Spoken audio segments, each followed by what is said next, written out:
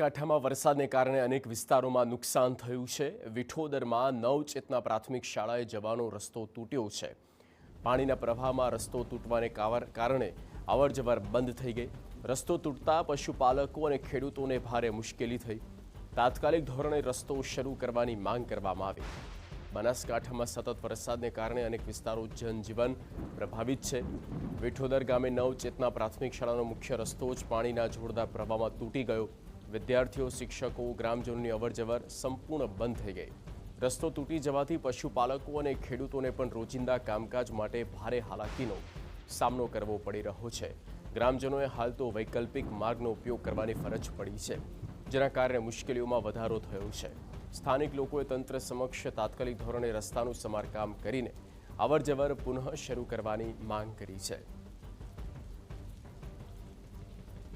3 kilometre આવેલું છે અમારું ખેતર, અને અહીંથી દૂધ ભરાવા માટે આવવું હોય તો બન્ની ઉપાડીને આવવું પડે છે। સાધન કોઈ નાના મોટું હેડે એમ નથી।